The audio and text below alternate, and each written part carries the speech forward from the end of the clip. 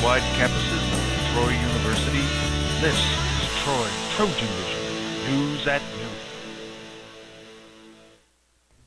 Hello and welcome to TrojanVision News at Noon for Wednesday, February 3rd, 2010. I'm Rachel Ellis. Thank you for joining us.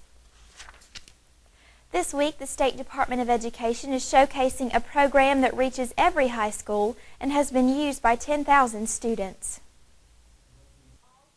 As a part of Distance Learning Week in the state of Alabama, an open house at Troy University's Access Service Center was held in order to showcase the Alabama Connecting Classrooms, Educators, and Students statewide program. A brainchild of Governor Bob Riley, the program uses technologies to provide online courses that may not be offered at one school at all schools in the state. Access Distance Learning started as a vision of Governor Riley. He called Dr. Morton one day and said, I want students, regardless of where they live in the state of Alabama, to have access to Mandarin Chinese or whatever they need. And, he was from a rural county and realized that not every student had those kind of opportunities. The program uses video conferencing as well as the internet to reach students, and one teacher says that's what makes it appealing. Technology is the key, and, all of our students are so automated and they're so in with technology that this is just another way for them to access learning. Using the Access Distance Learning webpage, students can even take their learning experiences out of the classroom. If they choose to move on we have a section in our course that's called Dig Deeper. If they choose to know more about a subject, you just click on a link and another link and you just keep going until you find out as much as you'd like to know about that subject. The program has also seen other benefits for students other than just an opportunity to take more courses. And we're finding that the confidence level of the kids in the rural areas is just amazing, because they say, I'm as smart as those kids in those more affluent schools, because they're now in these classes with them, becoming best friends with them. Access Distance Learning Labs are now in every public high school in the state, and interested parents or students should ask their school counselor for more information. A partnership between the Montgomery Ballet and the Troy University Department of Theater and Dance brought the company to campus for a pair of performances yesterday. Jessica Bozeman has the story. The Shakespearean play filled with romance and comedy was brought to life on the Claudia Crosby stage by the Montgomery Ballet. As a dance, the interpretation of A Midsummer's Night Dream was based solely on music and body language. The music was, of course, being by Mendelssohn, which was composed specifically for the interludes from Midsummer Night Dream, and it's used in the ballet. The dancers using a lot of acting, a lot of mimes that can really interpret it as movement that the audience can really relate to. Area schools were invited to view the performance, and students were intrigued by the art of ballet. I've never seen it before, but I thought it was very interesting, and I like how to get on their toes and stuff, and I think that's very neat. It's a whole lot different from what we usually do.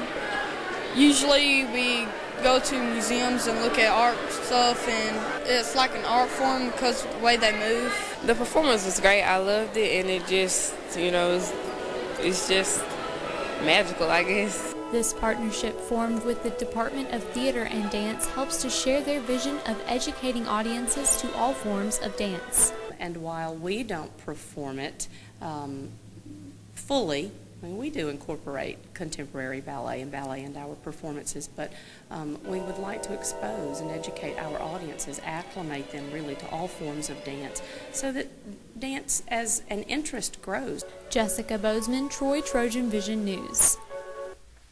The Montgomery Ballet will be back at the Davis Theater in Montgomery February 19th through the 21st. Weather forecasting can be a very unpredictable business. Forecasters use computer models, temperature data, radar, and much more. But yesterday, forecasters turned to a furry little source to predict the weather. Sean Sporman has the story. February 2nd, or in weather terms, Groundhog Day. On that day, many across the nation wait with bated breath to see if a certain groundhog sees his shadow. A groundhog named Punxsutawney Phil! As the story goes, if the groundhog sees its shadow, winter continues for 6 more weeks. If he does not, the season will come to an early end. And just how well did the students of Troy University know their Groundhog Day? I went around campus to find out. Well, I know that it's when the groundhog comes out. If he sees his shadow, you get like. I think it's an extra winter or something. Yeah, a couple more weeks of winter. And if he sees it, and he's scared. Spring is here. Then spring's here. I know that the groundhog comes out, and if he sees his shadow, that means there's 6 more weeks of winter. If he doesn't, then that means spring and summer are coming soon. And do they know the name of the popular prognosticator? Pennsylvania groundhog. Hedgehog. Wait, let me guess.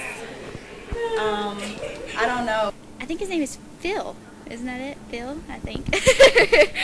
With cloudy skies after a cold morning, are they eager to see an end to winter? I'm ready for it to get warmer. Yeah, I've enjoyed the cold, but I'm ready for it to get warmer. I like the cold weather for a little bit, but then I'm ready for it to warm up. So I've enjoyed the little cold that we've had, but now I'm ready for it to warm up again, ready for the summertime. Well, according to Phil, it's 6 more weeks of winter. Sean Sporman, TrojanVision News. Alabama's own groundhog Birmingham Bill did not see his shadow, signaling what could be an early spring. Cassie Hatton will have your complete weather forecast coming up later. And now taking a look at news from around the state. Officials say a fire that claimed the life of a DeKalb County resident probably involved an electric space heater. Alabama's Deputy State Fire Marshal says the fire early yesterday at the home near the Marshall County line most likely started in the living room. And next in state news, President Barack Obama's decision to drop NASA's Back to the Moon program is creating an outrage in cities that depend on space jobs. People in Huntsville, in North Alabama, worry the plan to shift America's space program also will hurt the country's spirit and inspiration. In last in state news, Governor Riley is headed to Washington for the meetings with the President and Secretary of Education. Riley is due to leave the Montgomery Airport this morning.